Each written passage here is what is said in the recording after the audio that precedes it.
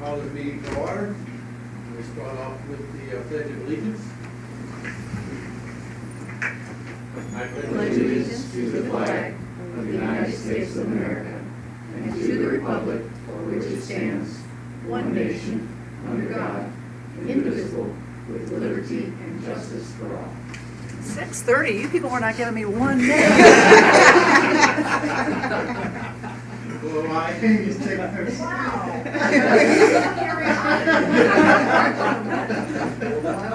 And in his defense, he's by no means there. I mean, I was encouraging the whole way. Yeah, you go ahead. Can I get a motion to close the executive session? No, you want a motion to approve the agenda first. Okay, I make a motion that we approve the agenda. And I'll second that. You got to change amendment. You got to amend it. Okay. I would like to move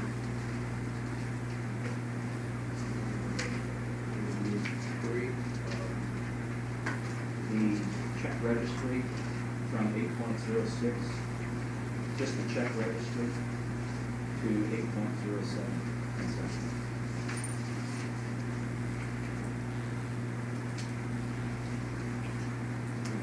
So you're taking off the Okay. cash I'm flow going to take summary? it off that one consent and make it its own consent, Okay. or its own approval.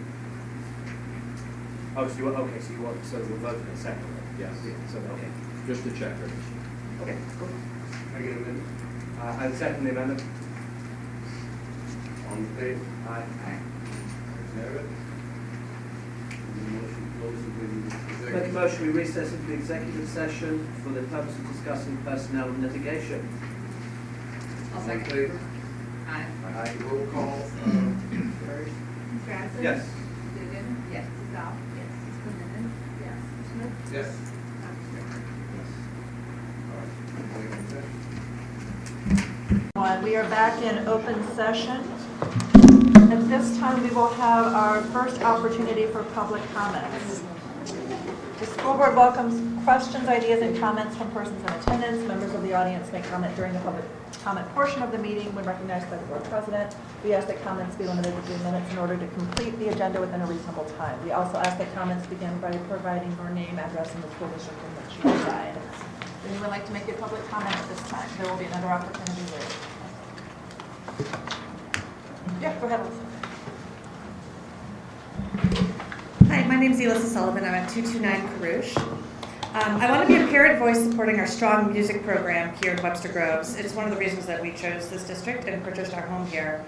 It was really concerning to me to see all of the information and misinformation that was spread around social media regarding the scaling back of the music program. So I contacted Dr. Fields directly to ask the intentions, and he responded that we're trying to expand music and band opportunities, not scale them back. He was so quick and thorough and clear with his communication.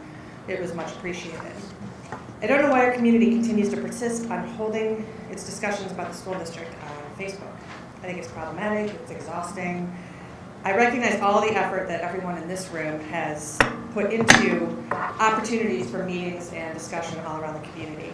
It was so easy and clear to get word from Dr. Fields that he does not intend to scale back the music opportunity, but this communication issue persists, and it's frustrating.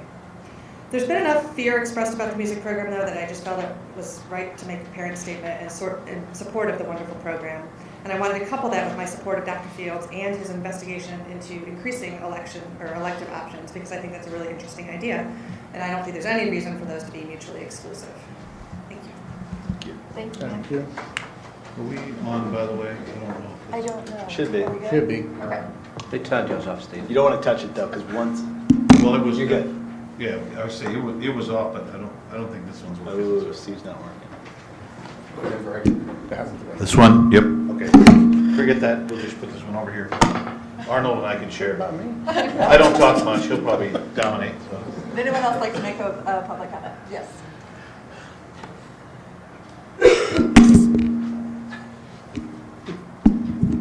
All right. My name is Dane Williams. I'm currently teaching young men and young women band at Steger 6th Grade Center and at Webster Groves High School. It's my 29th year in serving this wonderful community, and I am proud of the Webster Groves School District. The State of the District presentation a few weeks ago that's posted on the district website is an example of the hard work and many successes of the school district. While I am a member of the school community, I am not a member of the Facebook community. And over the past several weeks, there have been some things that have transpired that led me to come speak tonight. So several weeks ago, Steger teachers were presented with a preliminary plan that would have altered Steger in major ways. Apprehension of these proposed changes led to a lively debate at Steger, and this debate moved into the community via social media. It's my belief that teachers weren't sure that they had a voice in the process. At this point in the process, Dr. Fields is working with the Steger staff to develop a schedule that would honor the importance of music as the elective for all students while exploring ways to create additional opportunities. That said, I feel fortunate to work with the wonderful people and that are thoughtful and responsive to the information that can help in decision making. Tonight I'd like to thank the parents and former music students that shared the impact of music and our program on their lives. And I haven't seen those, I'm not in Facebook, but I've heard that you all have.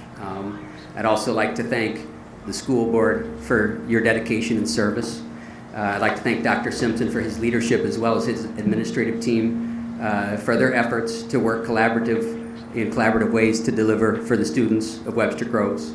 I would like to thank Dr. Howard Fields. In the short time I've known him, Howard has demonstrated a high level of integrity and broad-mindedness. I look forward to working with Dr. Fields and Mr. Atterbury for many years to come. By definition, I believe that Steger 6th Grade Center is innovative. When I speak to former students and parents, by large, they speak of the strength and transformative experience of Steger 6th Grade Center. They speak of the support they've received from professional staff and the role Steger has played in preparing them for Hickson and beyond. In closing, I'd like to thank Dr. Simpson, Dr. Fields, the administrative team, and the school board for choosing the equity and opportunity that Music for All students provides. And I just felt like I should come tonight because there is a lot of here and there, and working together for the betterment of kids isn't always simple and it isn't always clean. But I really feel good about conversations that I've had with our administrators, and I know that we're working towards good things for kids, and I also believe that we can have that integrity for music and at the same time explore some different options for kids to be able to find passions and look at moving them forward in good ways. So thank you. All right, thank you. Thank you. Other public comments? All right, at this time, we will have an update from the superintendent. Just a few things in the school district. Certainly Veterans Day, and I know I'll save some of the celebrations. Some of you are going to probably share that during your thing. But last week, our school district had a lot of celebrations for Veterans Day, honoring our veterans across the entire community in all of our schools. I'll save that a little bit. I wanted to highlight, John has been working on changes to our procedures for residency and leases. So in the past, we haven't, let me just say, moving forward, what we're going to do is make sure that every year, so when non-resident transfer or residency waivers come in, or when lease agreements come in, we are going to regularly renew those with families. It's not a process that we've kind of held in the past with a regular annual renewal, and I just wanted the board to know that that was something that we've got some good data on going backwards in a process that we're going to implement moving forward. This past weekend, staff from Steger Computer School, Clark, as well as Edgar Road participated in the Crossroads training, which is the training I shared with you guys at the beginning of the year, the social justice training. It was extraordinarily powerful for them. I know the staff, I heard from Dr. Fields today, and the team that went really wants to bring that experience back for all the staff of the school, as well as the parent community there. Really excited about that. A few weeks ago, the CNI, or the Learning Department, Chris hosted a showing of the movie Beyond Measure, which is kind of a look at kind of the state of education today, certainly through the lens of the filmmaker. But it's largely spoke to a lot of things like project-based learning and some different things that are being done to give more students voice in their learning around the country. The movie was featured it was an excellent movie, and I applaud Chris for bringing that. First it was Screenagers, and then it was this movie. In the not too distant future, we're going to be looking to bring a movie called For Hakeem, which is a movie that was based on locally to our school system about the transfer program, based out of a true story out of Normandy School District.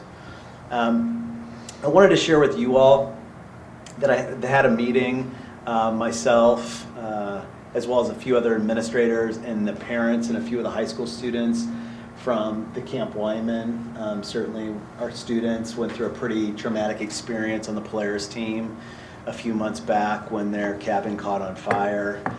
Thankfully, our high school students were absolutely remarkable. I mean, you couldn't have had better leadership there that night than those high school students. We're still trying, I'm working with them to find a way to honor them. We have a lot of people that want to honor them. I was hoping it was going to be tonight, but it didn't work out schedule-wise, so I'm hoping that it works out for the December meeting. I've had lunch with the students as well. I wanted you all to know that following the investigation of insurance companies and fire department and everything, there's still we don't know what the cause of the fire was. Originally, there were some people that spoke out like they thought for sure it was a lantern. A lantern that they use out of Camp Wyman. That didn't come from us, that didn't come from Wyman, but it got put out there, I think, in social media, and it spread. And when our insurance company sent out somebody to investigate kind of the fire, he determined pretty quickly that there's no way that that was possible given the time the candle was lit, what happens when a candle goes out, and the fire that would have occurred about 4 hours after that candle would have been out. An electrical engineer followed and wasn't able to determine the cause, so we may never know what the cause is. We're trying to support the families and the students in a lot of ways as best we can, responding to trauma, knowing that trauma shows up in different ways in different people, and it's not always like right after the event. So trying to help parents and different people along the way to be looking for that, to be looking for expressions of it.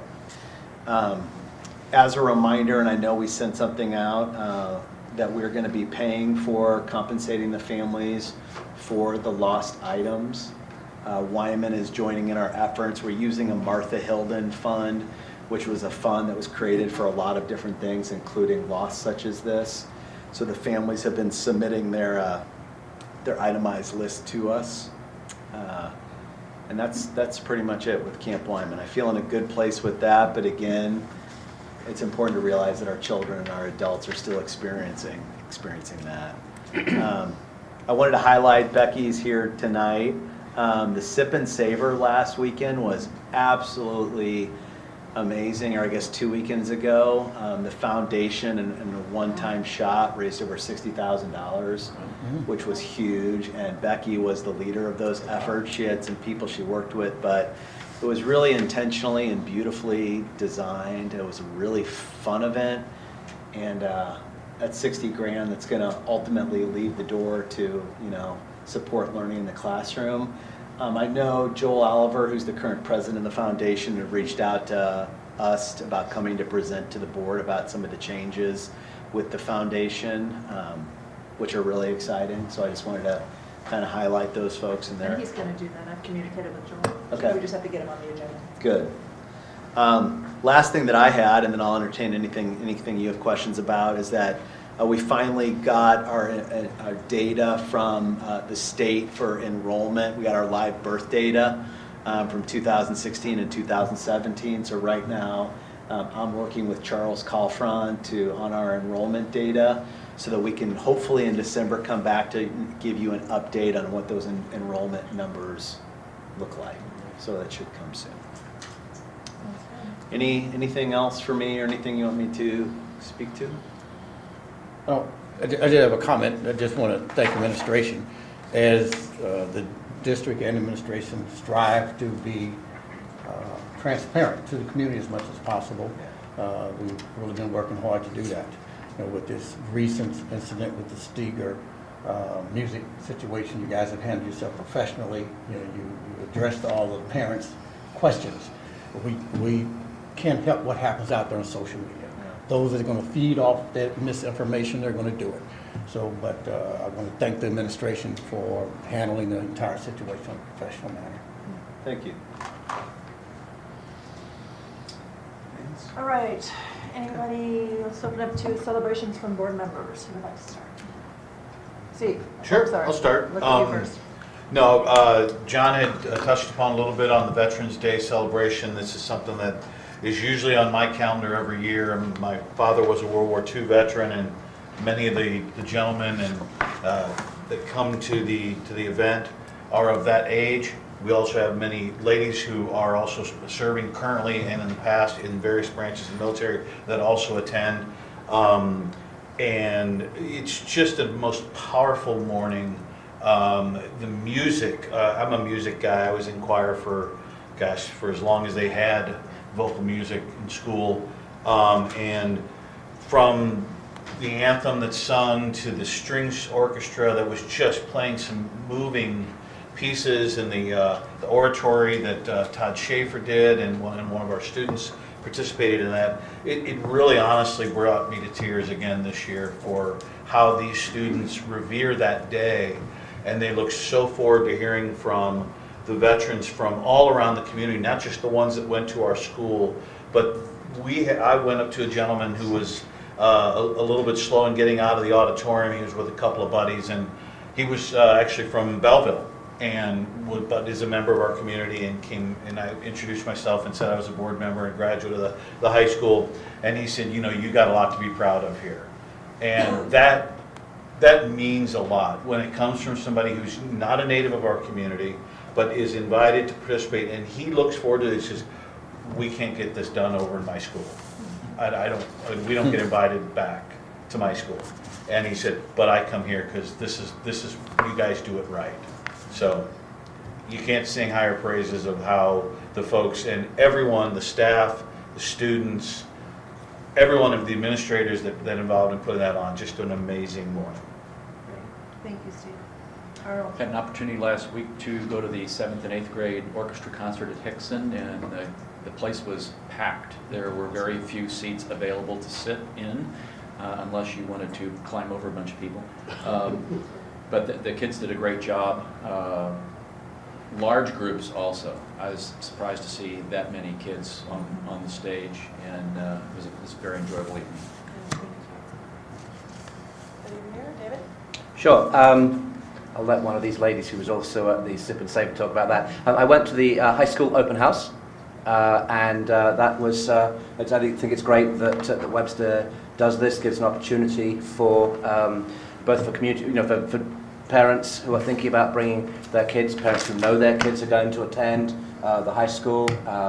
Met up to people I knew whose children had been in private schools up until now, who'd be sending their kids to the high school. It was really a good chance for them to go and see it. There were some special exhibitions that they had there that were very good. They had the A-men and the A-ladies both performing. They were wonderful as ever. And I think it's just a good thing, both in terms of students and then also to give the community a chance to go and walk through the high school as well. So thanks very much to everybody who put that in place. So I'm going to talk about drama. I might steal some of Joe's thunder because our two student advisors, Joe and Trinity, both do good Mississippi accents. They were in Crimes of the Heart. And then there was also Never the Sinner, and the ambition of having 2 fall dramas. And the new Black Box Theater is tremendous. They were able to do a really nice set. It's a more intimate audience, but I was very impressed with both productions, so kudos. Joe, number 1. I did attend the Sip and Savor, and it was a great event. So kudos to Becky and everyone that helped out. It's awesome that it raised so much money. I don't know how that compares to what, like the golf tournament.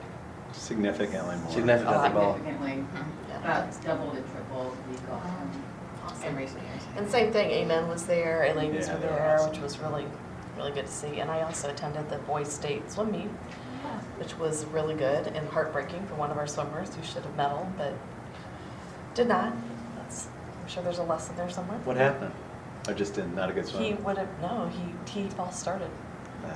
And he was seated number, I think, 3. So he would have medaled. And as a senior, first time at state, or second time at state. But yeah. So, yeah, very sad. Anyway. So, other than that, though, lots of swimmers, and they changed the criteria, so we had a lot more to go this year, which is good. Good. Joe, number 2. Yeah, well, like you mentioned, the second fall play went very well.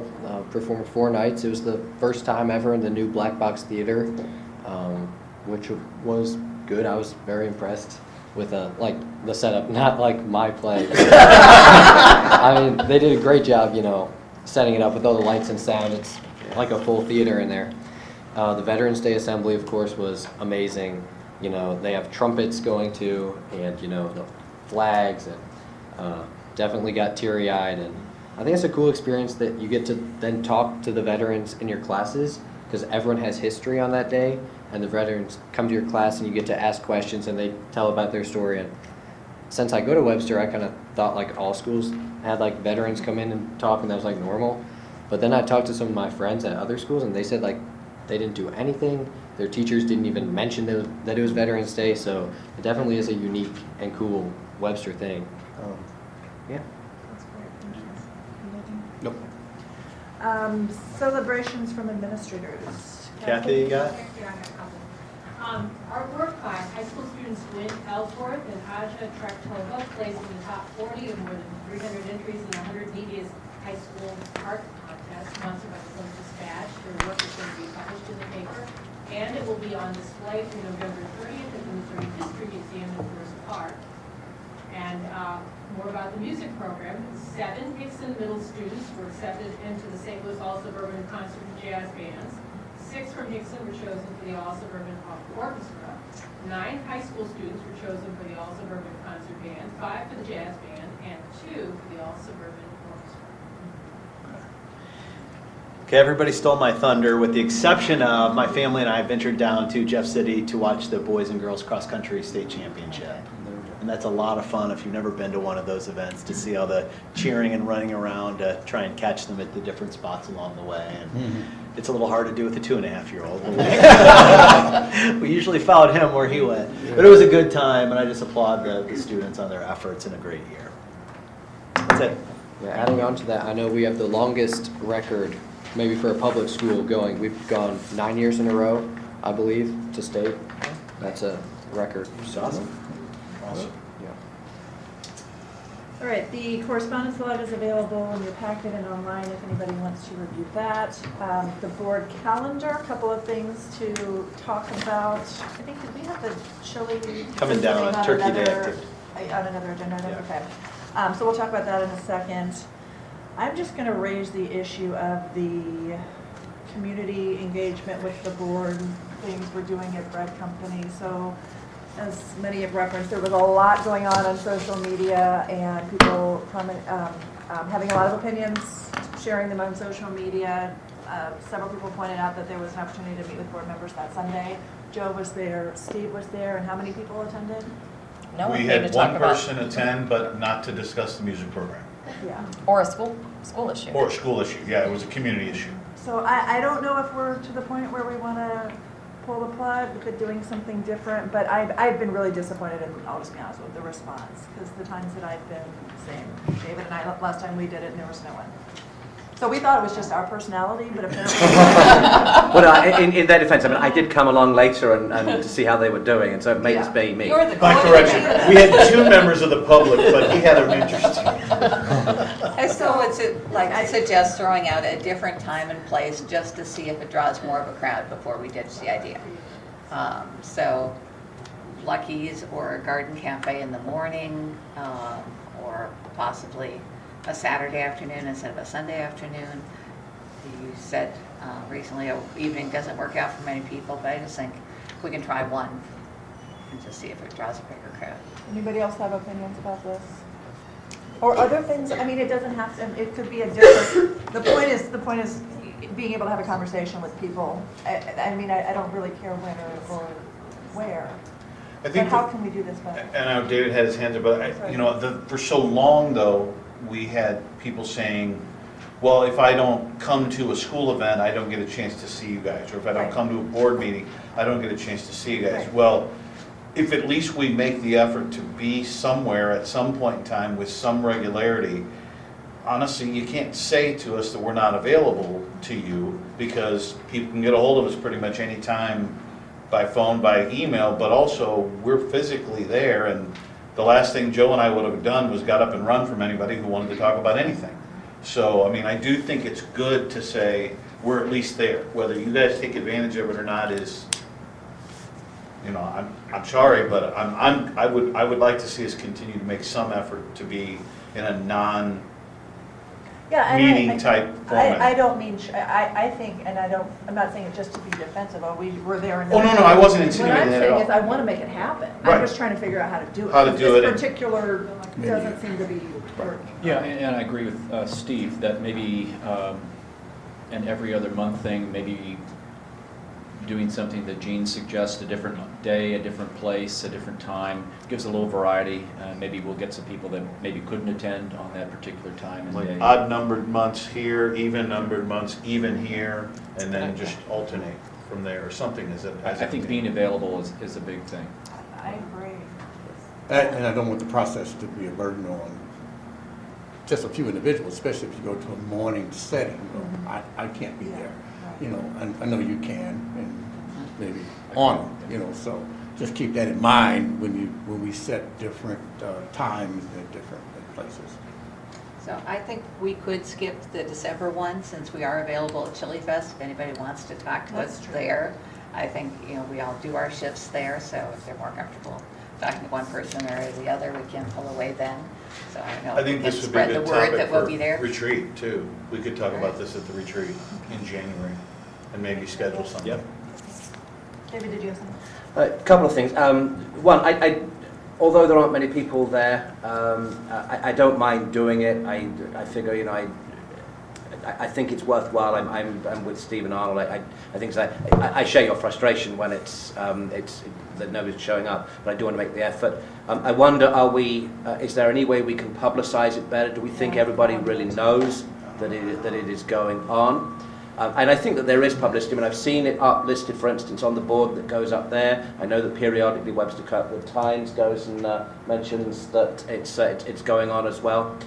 And the other thing, more generally, I wonder, I don't know if we're planning on doing another survey when we're going to do sort of another, I know we were talking about doing those sort of on an annual basis. Yeah. I would suggest it's perhaps worth including a question or two. You know, the board wants to reach out to the community. What is the best way outside of board meetings for us to do that? And let's just stick a question in there, and let's, rather than assuming that we have the best ideas, let's just reach out and try to get some input there. We can do that. We can put something on the website and push something out, just a real quick, short survey. That's a good idea. Well, it wasn't necessarily, I mean, I thought that we'd had those, so we'd done a survey, I think, sort of a year ago. Right. A broader survey, and I thought we were talking about trying to do something like that. So I wasn't necessarily saying another one, I'm just saying when we next do, let's just add that to the things that we're asking about when we're reaching out to the community. Well, I mean, I almost kind of agree with John. You know, it's quick and dirty, and we have the ability and the means to do that, to reach out to the community and get their immediate feedback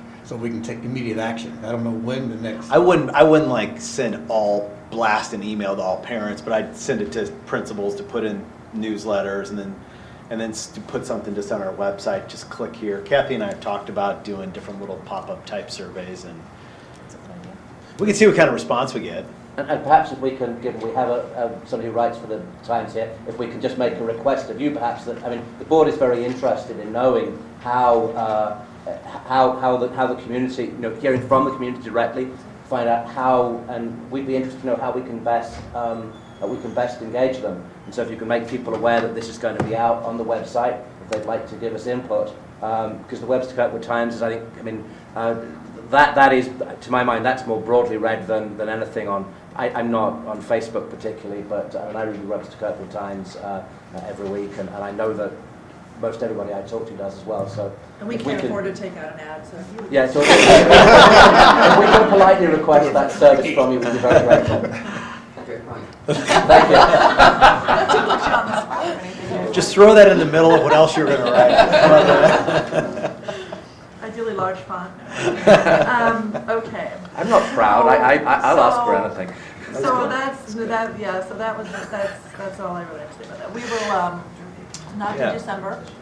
We will do January, and we will probably, if it's all right with you all, John and Emerson and I will put together a different location and time and check everyone's availability. Does that sound okay? Sounds good. I mean, let me do a strap. Okay, you have first initial review of changes to board policies should be in your packet for review. No action is required at this time. If anybody has any questions, it'll be Joe, me, Emerson, Sandy, or John. Okay. Just one, was there anything, I looked through them, I didn't see anything. Was there anything that you thought that we should pay particular attention to among those?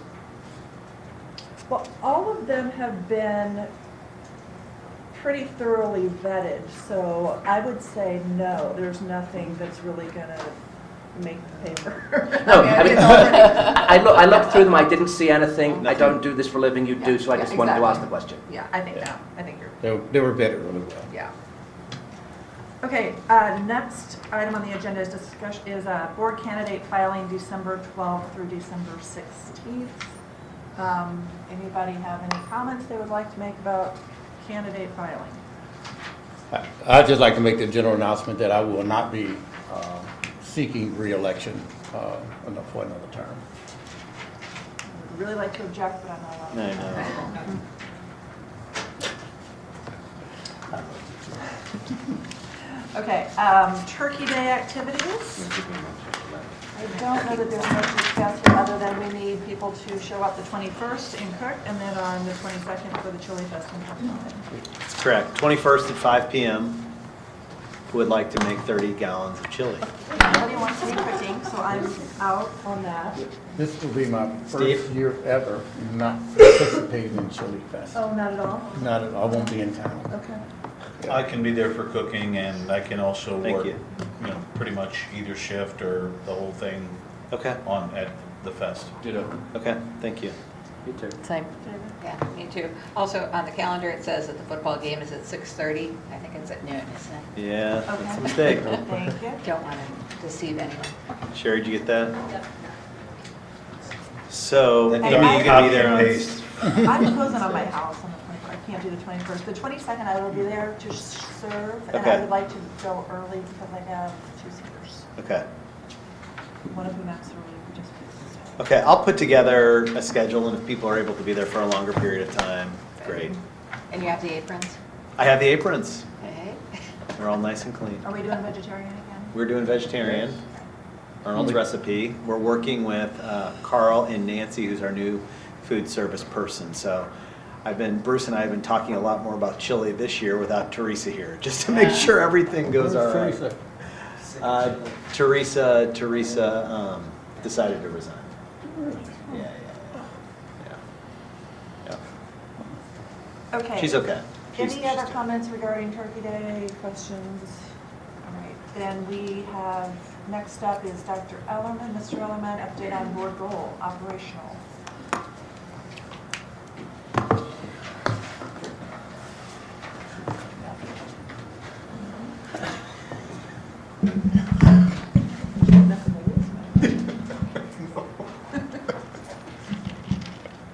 If you give me just a second to set up here. I'll blame you, probably. Why did you going to start with thank you?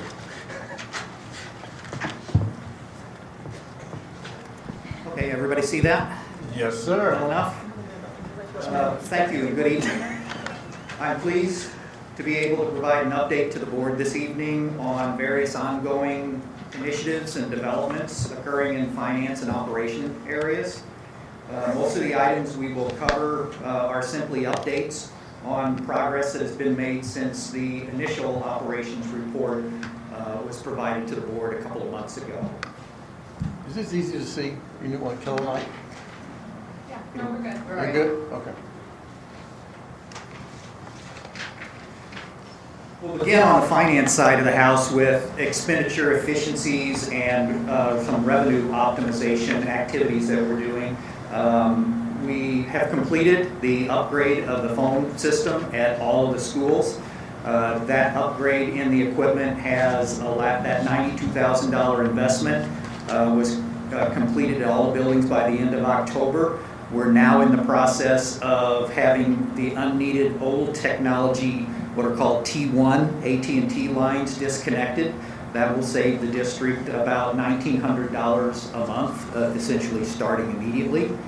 The next step then will be converting over to voice over internet processing, or what is referred to as VoIP, during the next E-rate cycle. We're currently in the current E-rate cycle, which will end June 30th of 2018. The next E-rate cycle, we will have the new technology on the E-rate plan, and that will save us another $1,000 a month. So by that $92,000 investment that was made on a one-time basis, the district will be saving almost $3,000 a month going forward on line costs. We're also in the process of updating the teacher salary model for 2017-18. The district implemented a new model that was based on trying to be competitive across all steps and channels of the salary schedule. We currently have all of the actual salary schedule data from all of the St. Louis County school districts, and are in the process of getting that updated into the salary model that was developed last year. The teacher salaries and benefits represent nearly 60% of the district's operating budget, so this is essentially the single most important expenditure area in the district. We're also taking a comprehensive look at the district's extra duty pay structure. We're looking at both internal and external equity, as well as completeness. In other words, are there things that staff are being asked to do out there that the district's not paying for that we need to have a conversation about? And also, are the things that are already being compensated, are they being compensated fairly both internally, as when you compare one position to other positions within the district, as well as externally when you compare what the extra duty pay for various positions, extra duty positions are compared to those same positions in other school districts. And as the extra duty committee does its work, when it comes up with recommendations, those recommendations then will be passed into the salary discussion with the teacher salary model, because we're talking about compensation for teachers and staff, and therefore that will become part of the overall salary discussion for the district, along with the regular pay scale. Bond refunding, as it turns out, the district's timing in pursuing this opportunity appears to be most fortunate. If you've heard about the federal income tax reform that is being debated in Washington, D.C., there has been pushed forth a bill from the House as well as from the Senate. Both of those bills would eliminate the issuing tax-exempt bonds for advance refundings, which is what we're doing here. We're refunding bonds before they become callable in 2020, and then that is put into escrow so that when they do become callable in 2020, then the escrow amount will defease that debt. Because that's done in advance of the actual call, it's called an advance refunding.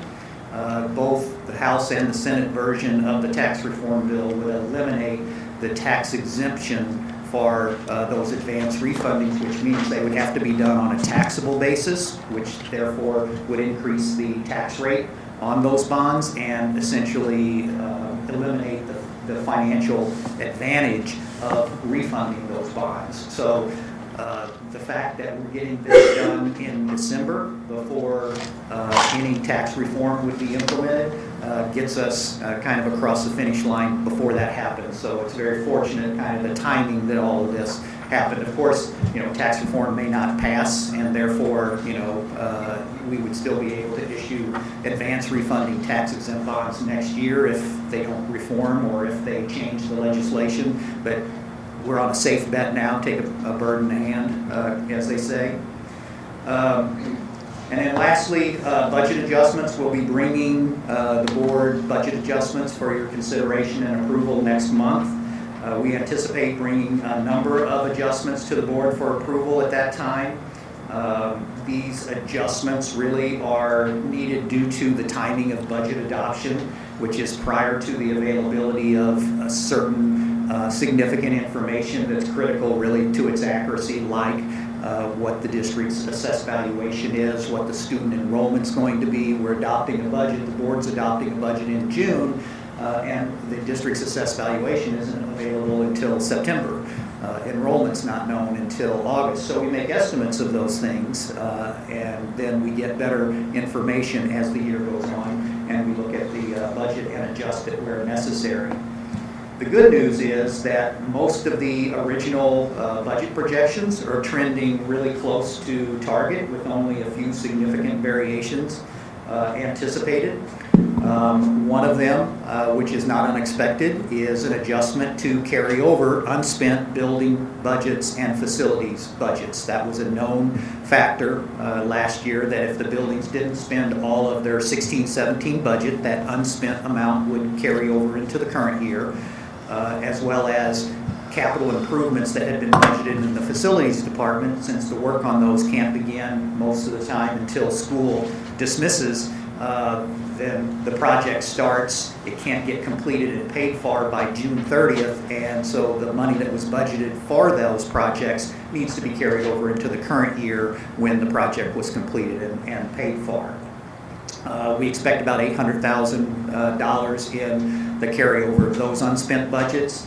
We've also looked at the student activity revenues and expenditures. That's really a self-funding activity account, and the revenues balance with the expenditures. And when we look at what the historical actual revenues and expenditures have been in the student activity accounts, there are a few $100,000 more than what had been budgeted in the past. So we just are going to bump up the revenue and the expenditure side of it. It'll have no net impact on the bottom line of the budget for the district, but just bump those up to more realistic figures of what historically they've run.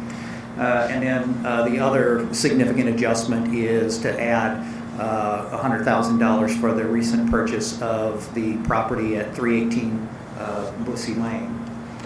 There will be some other adjustments as well, but they will be relatively minor, and the net based on, and there could be several of them, and we'll decide exactly what we want to adjust for and what we're just going to let ride based on whether it's a significant adjustment or not. We want to true up this year's budget to the extent that it helps future projections be more accurate, because our budget projection model to some extent is based on taking this year's budget and projecting budgets in the future as a percent increase or decrease to this year's budget. So if we get this year pretty accurate, and then we use some solid assumptions for increasing and decreasing that in the future, we would continue to have accurate budget projections. So we'll look at the other adjustments needed, include what is necessary and helpful from a budget accuracy standpoint. But the rest of it, the reason you have a budget and then you track it to actual, is to have variations from the budget and then be able to explain why those variations occurred. The numbers that we're looking at right now for those miscellaneous adjustments that will happen will be a net favorable to the district. And again, we'll bring those forward next month to the board. Moving on from finance to facilities, probably the major facility issue or initiative for this year is to develop a rolling long-range facilities plan for the district.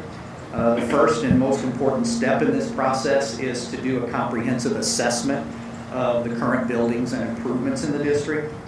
Because this is a really specialized professional service, the district's following a request for qualifications process, which means we go out and we solicit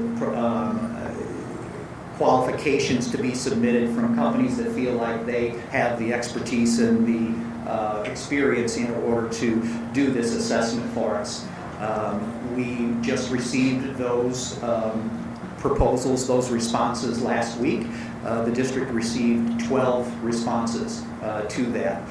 We will go through, there's a review committee of administrators and members of the Building Advisory Committee that are reviewing those 12 submittals, and we'll narrow that down to 3 of the most qualified firms, and those 3 firms then will be asked to submit a actual proposal to do that.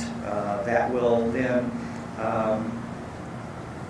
come back to the district on December 19th, the finals, and then those will be reviewed and a final selection recommended to the board at its January 22nd board meeting.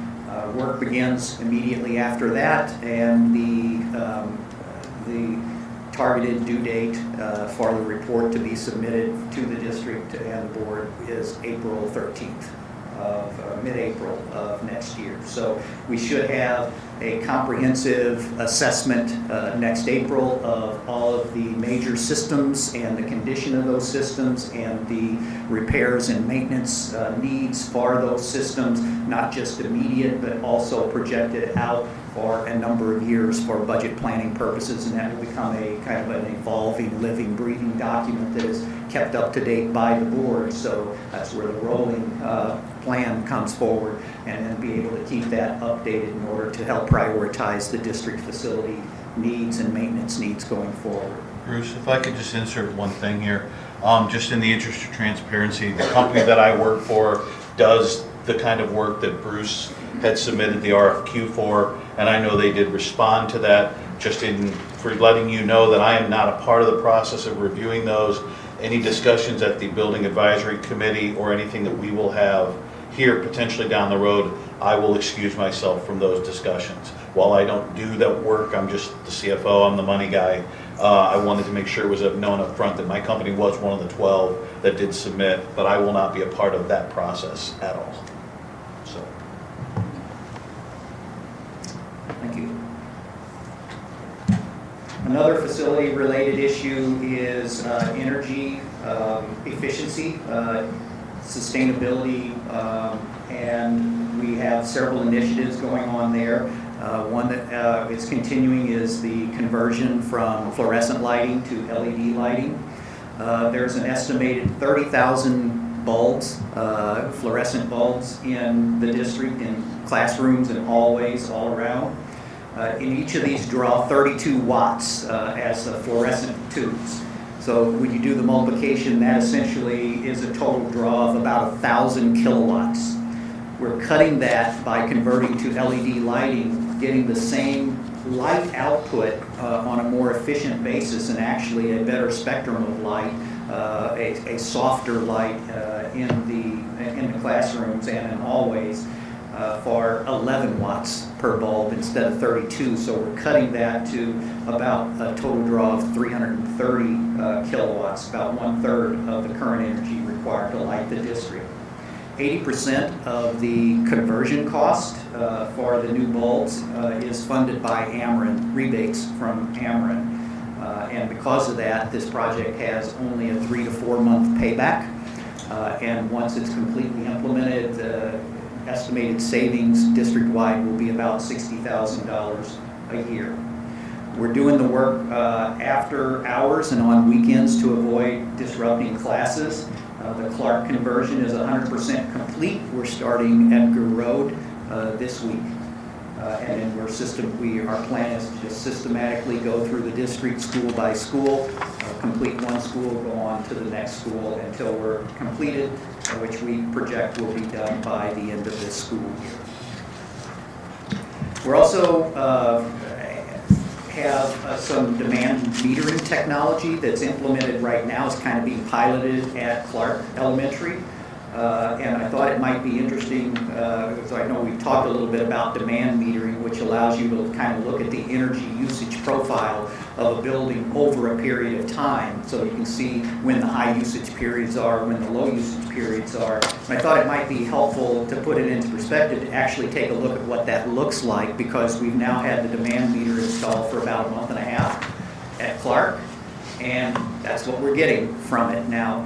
Initially, when you look at it, it's like, well, that looks interesting, kind of looks, but what sense do you make out of it? If you look at it from left to right, the upper graph is the outside air temperature.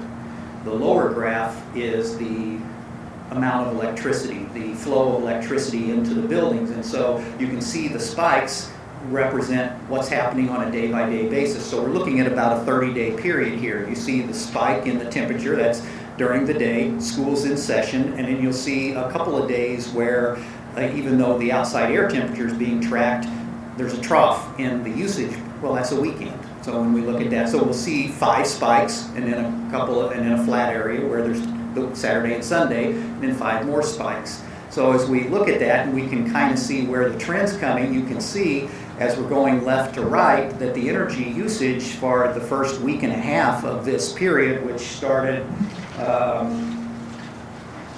you can't see it on that graph because of the lighting, but October 6th is kind of the start date and November 6th is the end date. So it's that 1 month period there that as the usage declined, you can see that after the first week and a half, those spikes are lower. But the outside air temperature was trending down at that time as well. And what was also happening at that time is that the lighting, the LED lighting, was being converted during that period of time too. So we don't know exactly whether that reduction in the usage of electricity at Clark was due to the drop in the outside air temperature or the lighting or both, a combination of both. So, but this gives us good information and tells us that our profile has been pushed down. We can see that in a couple of the later days there were some spikes in the outside air temperature. You can see they weren't as consistent as at the beginning, but there were a few individual days when school was in session where we had some outside air temperature spikes, but yet the usage remained at that lower level. So, that may be indicating that that has been pushed down, kind of implies that it was due to the lighting is why that happened. But when you've got an isolated day with a spike in the temperature, the building's cooler in the first place, and it doesn't, as the heat soaks in after you have hot days day after day, it takes more power to keep it cool than if you just have an isolated kind of an orphan day in between moderate days. So we can't be real sure about that. The good thing is that we now have this technology and tool. It's kind of fun to play with. We can start, now that we're into a moderate season and we're not running the air conditioning, we can start playing with some of the other equipment in the mechanical equipment in the building to see how it impacts this without impacting the temperature comfort in the building. So we can take some of the fans offline, some of the air handlers offline, some of the other kinds of equipment offline to see what happens here and see how much of the usage is being driven by some of that ancillary equipment. So this is a pilot that we've implemented. It costs less than $2,000 to get this implemented at the school. And I think given the information that it's providing, it won't be very hard to save much more than the cost of this. And that's a one-time cost. If there's no ongoing monthly cost or service cost, it's a one-time cost of installation. And unless it breaks and has to be repaired, there's no further cost to it, and the district will be able to use it, indefinitely into the future. Then finally, we're doing we're trying to get an approval from Ameren to do some retro commissioning studies at Clark and Edgar Road. Retro commissioning is essentially an efficiency tune-up of the mechanical equipment in the building.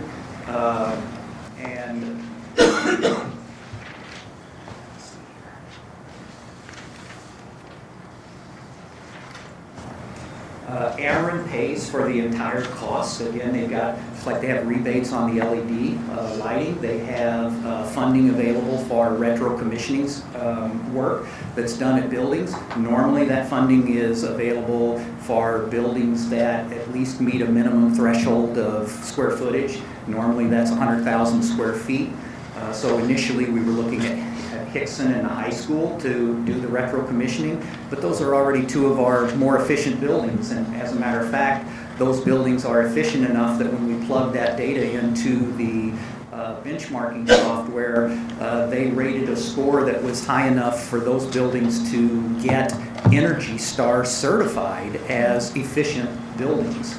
That they were more efficient than 90% of the buildings in the same group as those two schools were. So, because those two buildings are already operating fairly efficiently compared to comparable schools or their benchmarks, we thought it might be more beneficial to try to do the retro commissioning at Clark and Edgar Road, which are our two most energy inefficient schools.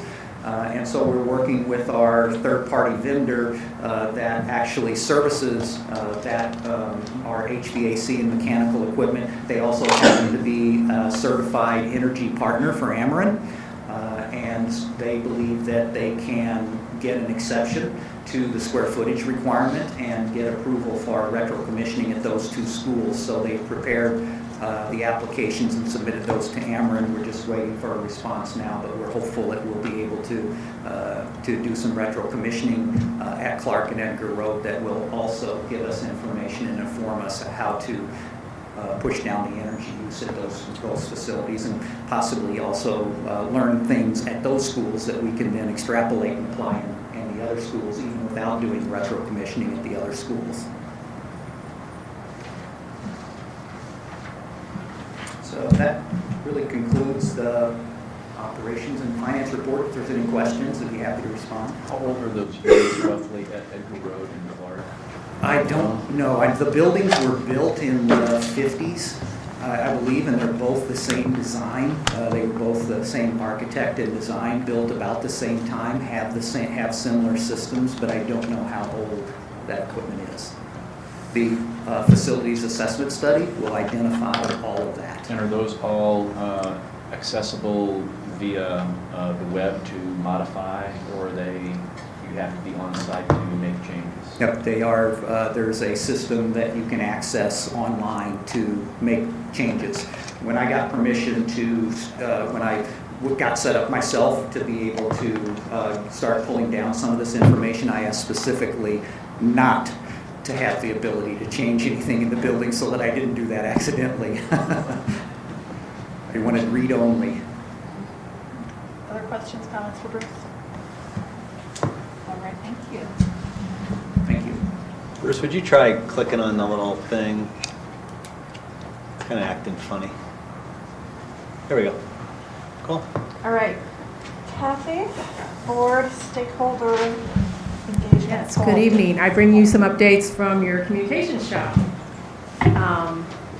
The first one has to do with next steps for state of the district. As you know, we had a major presentation last month. We're looking for ways to continue sharing that wealth of information. One of the steps we've taken is to contact each of the 5 cities in our district to see whether we might give a highlights presentation on their council agendas. We've heard back from everybody but Warson Woods, and it looks like there's a lot of interest in this. So we'll keep you apprised, and you can decide whether you want to do that or something else. Okay. We have a new district app. You knew this was coming, and it is now available. If you go into the App Store, look for Webster Groves SD, and we've got a little video to show you explaining it. It's here, our district's official app. Enter the App Store to download your personal app today. You will have access to all the important school resources, tools, and information you need on a daily basis in one amazing mobile app. Looking for a one-stop shop for everything you want to know about? The Stream feature allows you to do just that. From your schools, choose what information you want to see, including notifications, social media news, and even calendar events. It's a continuous flowing feed, all in one place. You can now find all the important events and activities of our district in one location. Add any listed events from the app's calendar directly into your own personal calendar on your mobile device, consolidating the dates and times you care about most. You also gain access to a feature called Tip Line, which allows you to send a brief message directly to your school administrators. Utilize features like adding a photo or selecting a category to send the message you want to. So what are you waiting for? Show your school pride and go download our new, official district mobile app. Very Very cool, huh? In the mirror and see.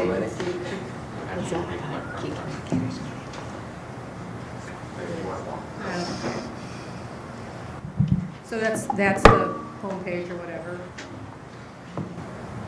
And there are your various choices. I can call your attention to, at the bottom, elementary attendance. If you click on that.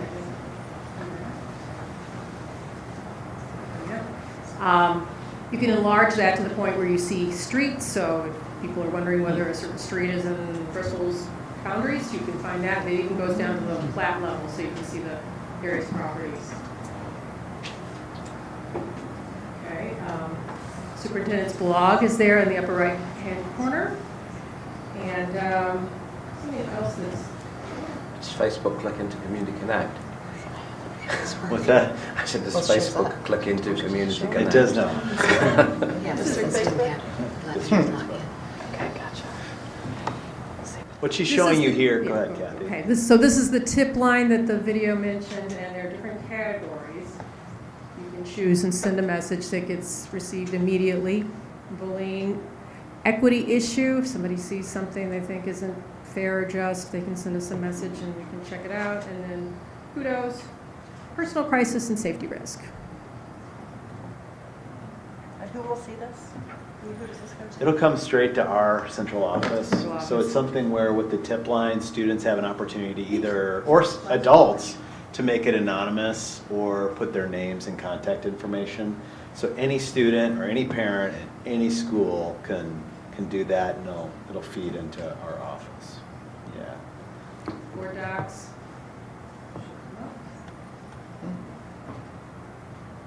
Still working. Well, anyway, you can look at the, Board docs comes up and you can look at agendas, see what's coming up for the next board meeting.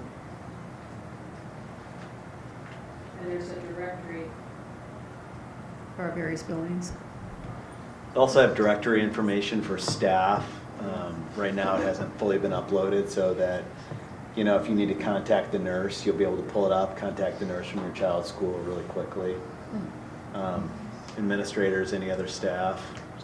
And we're able to add things, so if you have ideas or see something missing that you would like, our one-stop shopping, let us know. Yeah, we're excited. Yeah. Got it. Great. Okay was a big help with This is that. nice. Yeah, it's clean.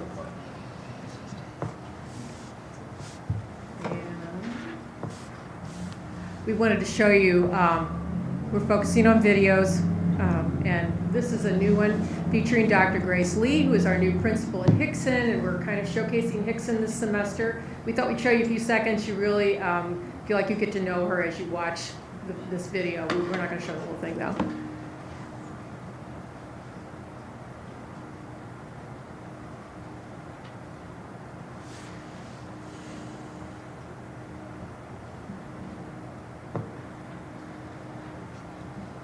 Thank you all for allowing me to come in, and thank you for sitting on the floor and joining me for a circle conversation.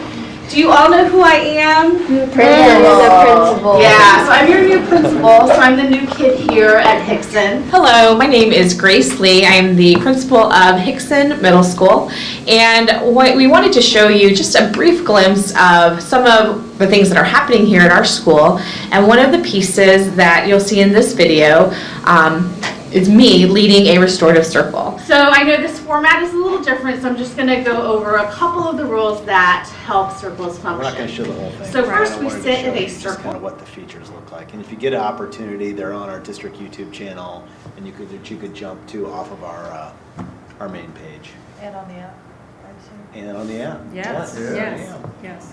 Excellent. And lastly but not least, I have an intern this year, Arden Armstrong, who's going to come up here. She has made a tremendous impact just in these few weeks that she's been with us in the photography, and I know you've seen it. You may not know that it was Arden's, but it's in our monitors in the buildings and online. Publications, including the Times, as well as our school district newsletter and our social media, which she's going to tell you a little bit about what she does. Yeah, okay, so I'm Arden Armstrong. I'm a senior at the high school, and I decided on this internship because another student actually had it last year, and Missy, my favorite teacher up there, was telling me about it. So I came to Ms. Vesperini last year to meet with her and talk about what I'd be doing. And basically, I am marketing the school district through social media and articles that I write, which I greatly appreciate Ms. Vesperini getting sent into the paper for me. So basically what I do every day is I find interesting things going on at the grade schools, and I go take pictures of the kids and hang out with them. I love to hang out at the middle school because I like that they're old enough that I can talk with them more easily, but they're young enough that they're so naive. It's so And you're so worldly. Something like that. Yes, there we go. We'll go with that, Art. Yes. But something I started is the teacher feature, and that Dr. Simpson talking to Ms. Vesperini and I about getting the social media more active with the students this year, and kind of having the teachers and the parents get to know each other more on a personal basis rather than on a educational basis. So the teacher feature, which rhymes nicely, it's trendy and has a good hashtag, is that a thing I started to do every week, and just talk to the teachers about something that's not necessarily what they teach, but more about themselves. I did Mr. Winningham on last Friday, so that'll be coming up this week. And so that's really fun, just because that gives me a chance to get to know teachers that I've always had but never personally known. And it makes it easier for parents to connect with their kids' educators. I also wanted to add that you guys were talking about how no one is showing up to the board meetings, or like how people don't show up to talk to you guys one-on-one. If you did that at the high school during lunch and brought food for us, I'm not kidding, kids. Don't do anything. I am blessed to have my parents make me lunch every day, but some kids love to have food, and sometimes kids, we feel like we don't get to get everything out through our APs. So if we had a chance to be one-on-one with you guys and actually have our questions and concerns go straight to you, it would be much more helpful, and I think you guys would get a pretty good turnout. And I can certainly help with that and force the younger classmen to come with me. So that would be one way to reach out if you actually want to meet with kids and get different non-parental opinions. So that's about all I have. Yeah. Thank you. Thank you. Thank you. Thanks, Arden. Great job. I want to applaud Arden. Kathy, I don't know if you have anything else. No, unless there are questions. Oh, yeah. Any questions? But what Arden's accomplished in such a short period of time, I mean, you see the energy, you could just imagine she just kills this job. But she's done a lot in terms of some of the features, like you've seen in the Kirkwood Times. If you don't look at the bottom, you'll see her name. A lot of the pictures, the picture on my blog, the teacher feature, I mean, all the home pages for the schools, and you know, we only have her for an hour a day. And so you've just done an amazing job, and we're so thankful for you. We really are.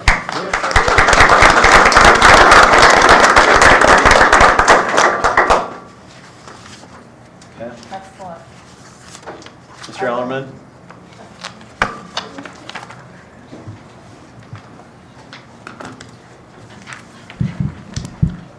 Yeah, before you this evening is a proposed amendment to the existing lease agreement that the district entered into, or that the board approved a couple of months ago with the Webster Rock Hill Ministries for the location of a radio antenna on the existing tower on the roof of the high school.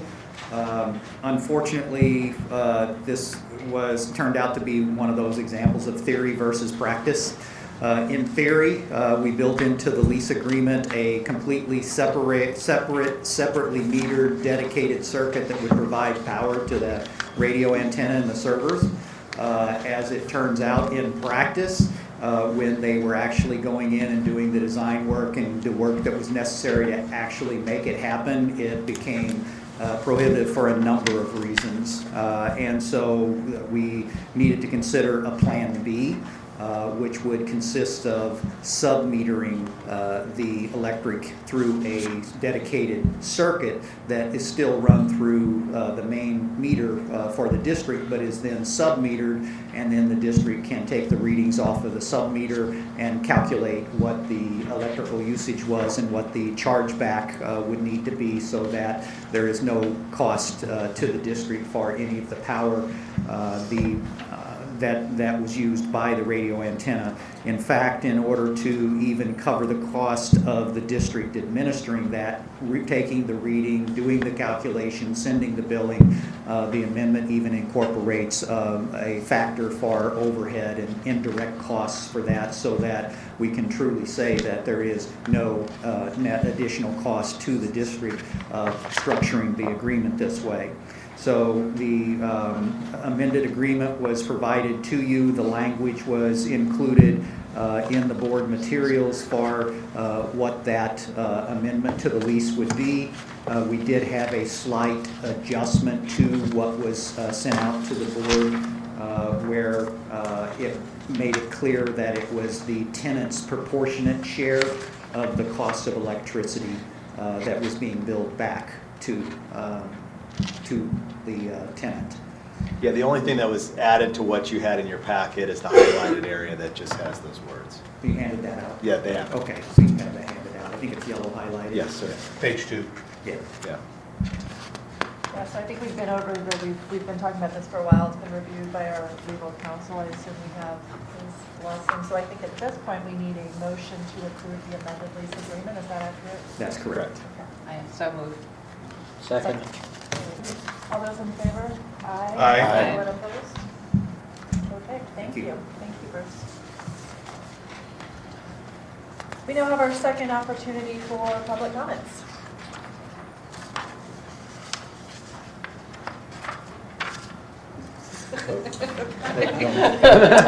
Clearly scary. Anyone care to make a comment? Or just gonna play this? Sorry. Okay, in that case, we need a motion to approve the consent agenda, which I believe was amended earlier. So Arnold, can I get you to make that motion, please? I make a motion that we approve the consent agenda of items 8.02, 8.03, 8.04, 8.05, 8.06, areas summary activity analysis, and cash flow report. I'm doing the check register separate. Second. All right, all those in favor? Aye. Aye. Anyone opposed? Okay. And then we need a separate motion. I make a motion that we approve consent agenda item 8.07. Just the check register. Okay. Just a quick question. Yes. Since I wasn't here at that, Dr. Schindler? just a quick explanation of the separation. My wife gets a reimbursement on this, Okay. and I'm abstaining to vote. We're trying to avoid any. I didn't know if it involved the reimbursement for mileage for the board for going to Tantera, whether it might have been on that one that I missed or didn't know was related to that. Okay, Okay. perfect, thank you. Very prudent and cautious, Dr. Schindler. Okay, so we have a motion and a second? I'll second. Second? All right, all those in favor? Aye. Aye. Anyone opposed? Abstain. And then Dr. Strickler abstains. Okay, You ready? yeah. We'll move for adjournment. Second. All those in favor? Aye. Anyone opposed? All right, thank you all.